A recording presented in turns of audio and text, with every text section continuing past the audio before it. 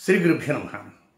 ధనుస్సు రాశి జాతకులకి 2025 ఏప్రిల్ 21వ తేదీ సోమవారంతో ప్రారంభమై 30వ తేదీ బుధవారంతో అంతమయ్యేటువంటి చివరి 10 రోజులలో సూచనలు, సలహాలు, ఫలితాలు 3 పాయింట్లలో తెలియజేయబోతున్నాను.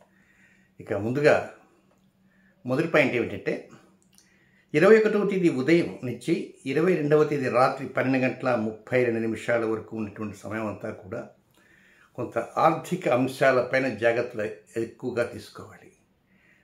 అంటే జూద సంబంధం క్రీడకు దూరంగా ఉండాలి. అలాగే షేర్ మార్కెట్ ఇలాంటి వాటిపైన కూడా చాలా జాగ్రత్తలు తీసుకోవాలి. అదే సమయంలో కోపం కూడా అధికంగా ఉండేటువంటి అవకాశం ఉంటుంది. డబ్బు తగ్గును, కోపం పెరుగును. సింపుల్గా చెప్పాలంటే 21, 22 తేదీల్లో.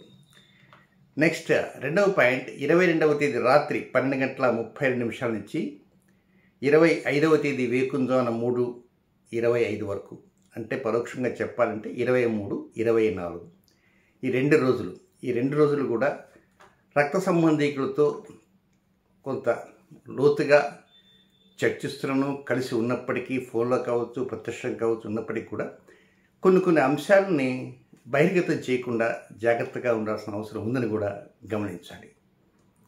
అంటే కొన్ని ఒకసారి పొట్ట ఉబ్బరం ఉండగానే ఏదో కొన్ని విషయాలను చెప్పడానికి ప్రయత్నం చేయవచ్చు.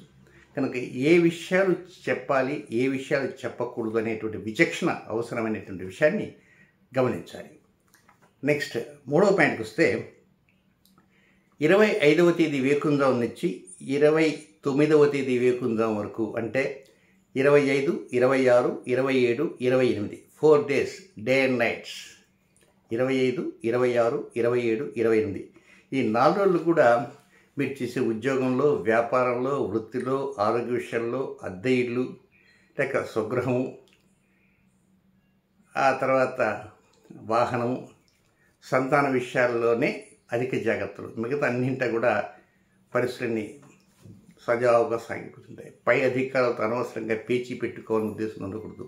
కలహప్రదమైన వాతావరణానికి పై అధికారులు కావచ్చు, సహ ఉద్యోగులు కావచ్చు, దిగువ స్థాయి ఉద్యోగులు కావచ్చు, అలాగే వ్యాపారంలో ఉండేటువంటి భాగస్వాములు కావచ్చు, లేదా వ్యాపారంలో పనిచేసేటువంటి వర్కర్స్ కావచ్చు, ఎవరితో అయినా కొంచెం లావాదేవీలు జాగ్రత్తగా నడపాల్సిన అవసరం ఉందని కూడా గమనించండి. తొందరపడి హడావుడిగా నిర్ణయాలు తీసుకోవద్దు. 25, 26, 27, 28 4 రోజులు కూడా ఒక్కోసారి ఆ విసుగు వచ్చిన కారణం కూడా ఈ ఉద్యోగం రాజీనామా చేద్దాం, ఈ ఉద్యోగం ఇక్కడి నుంచి ట్రాన్స్ఫర్ వేరే ఊరికి వెళ్ళిపోదాం అనేటువంటి ఆలోచన కూడా వస్తుంటాయి. అది కేవలం మాత్రమే 44 రోజులు 96 గంటలు మాత్రమే అనే విషయాన్ని మాత్రం మర్చిపోకూడదు. ఇక చివరిగా ఉన్నటువంటి 4వ పాయింట్ ఏంటంటే 29వ తేదీ ఫుల్ డే, 30వ తేదీ ఈ 2 రోజులు, చివరి 2 రోజులు మాత్రం కొంత ఆశాజనకంగా ఉంటుంది. రుణభారం తగ్గించుకోవడానికి అవకాశాలు ఎక్కడెక్కడ ఉన్నాయి అనేటువంటి విషయాన్ని కూడా గోచరం అవుతుంది. కొంత శత్రువులపై విజయం సాధిస్తాము అనేటువంటి ప్రగాఢ విశ్వాసం కూడా దొరుకుతుంది. ఆరోగ్య విషయంలో కూడా కొంత మెరుగైనటువంటి పరిస్థితులు ఉంటాయి. డాక్టర్ గారి దగ్గరికి వెళ్ళారనుకోండి, కొంతవరకు మీకు ఆ రిపోర్ట్ కూడా ఫేవరబుల్గా వచ్చేటువంటి అవకాశాలు ఉంటుంటాయి. 30వ తేదీనే, ఆ రోజునే Akshaya Tritiya, sentimental gold festival. బంగారం కొనాలని నియమం అంటూ ఏమీ లేదు.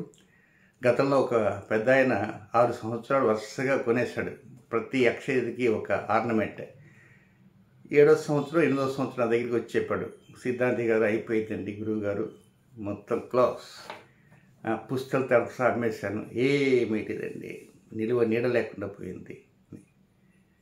అక్షయ తేదీ బంగారం కొనగానే కలిసి వస్తున్న కోటు మూర్ఖత్వం. అసలు అక్షయ తేదీ అంటే ఏమిటి? పగలు సూర్యుడు కనబడతాడో, రాత్రి కూడా చంద్రుడు కనబడతాడో, ఈ 2 గ్రహాలు మనకు తెలిసినవే, ఎప్పుడు రోజు చూసేటువంటివి. అలాంటి సూర్యుడు ఉచ్చస్థానంలో మేషరాశిలో ఉంటాడు, చంద్రుడు ఉచ్చస్థానంలో వృషభ రాశిలో ఉంటాడు. ఈ 2 పక్క రాశిలో ఉండే ఏకైక రోజే అక్షయ తేదీ. దానికి కథ, కమాంశు, జ్యోతిష్శాస్త్ర నిర్ణయాలు, పురాణిక ఘట్టాలు చాలా ఉన్నాయి. అంతే తప్ప బంగారం కొనాలని లేదు. ఎవడో గతంలో ఒక పనికిమాలిన వాడు ఏం చేశాడంటే, వాడి వ్యాపారాలు డౌన్ అయ్యి కొత్త ఆలోచన వేశాడు తమిళనాడు నుంచి వచ్చి. అది క్లిక్ అయింది అంతే. పొలోని బంగారు కొట్టు చుట్టూ తిరుగుతున్నారు. ఇది ఖాయని మాత్రం అనుకోవద్దు. కేవలం ఆ రోజు లక్ష్మీదేవిని ఆరాధించండి. ఎన్ని ఒత్తులు వేయాలా, ఏ పూలు పెట్టాలా అవి మాత్రం దయచేసి అడగద్దు. మీ ఇష్టానుసారంగా ఎన్ని గంటలు చేయాలా, అరగంట చేయాలన్నా, పావు గంట చేయాలన్నా నేను సమయాలు చెప్తాను. ఉదయాన్నే 5:55 నుంచి 6:40 వరకు, తిరిగి మధ్యాహ్నం 12:45 నుంచి 2:10 వరకు, తిరిగి సాయంత్రం 7:35 నుంచి 9:10 వరకు. ఈ సమయాలు చాలా అనుకూలంగా ఉండేటువంటి శుభ సమయాలు. ఆ సమయాల్లో లక్ష్మీదేవిని ప్రశాంతంగా కూర్చొని ఆరాధించండి. పూజామందులు చేయండి. ప్రశాంతంగా కూర్చొని లేదా నేను కూర్చున్నట్టు కుర్చీలో కూర్చొని మనసుని లగ్నం చేసేసి ఆ తల్లిని ప్రార్థించడానికి ప్రయత్నం అంటూ చేయండి. ఇకపోతే కొన్ని వ్యతిరేక నక్షత్రాలు అంటూ ఉన్నాయి. ధనుసు రాశి జన్మించిన జాతకులకి, మూలా నక్షత్రంలో జన్మించిన జాతకులకి 24వ తేదీ గురువారం ఉదయం 10:49 ప్రారంభమై 25వ తేదీ శుక్రవారం ఉదయం 8:53 వరకు మూలా నక్షత్ర జాతకులకి అనుకూలమైన సమయం కాదు. రొటీన్ కార్యక్రమం మాత్రం చక్కగా చేసుకోవచ్చు. నెక్స్ట్ పూర్వాషాఢ నక్షత్రంలో జన్మించిన వారికి 25వ తేదీ శుక్రవారం ఉదయం 8:53 నుంచి 26వ తేదీ శనివారం ఉదయం 6:27 వరకు వారికి కూడా అనుకూలమైన సమయం కాదు. రొటీన్ కార్యక్రమాలు చక్కగా చేసుకోవచ్చు. ఇక మూడవ నక్షత్రం ఉత్తరాషాఢ నక్షత్ర జాతకులకి 26వ తేదీ ఉదయం 6:27 నుంచి 27వ తేదీ ఆదివారం ఉదయం దాకా 26 ఉదయం నుంచి 27 ఉదయం దాకా 24 అవర్స్. ఈ సమయం కొంత అనుకూలమైన కాదు. క్రొత్త కార్యక్రమాలకు శ్రీకారం చుట్టకుండా రొటీన్ కార్యక్రమం మాత్రం చేసుకోవడానికి ప్రయత్నం చేయండి. ఏదేమైనప్పటికీ కూడా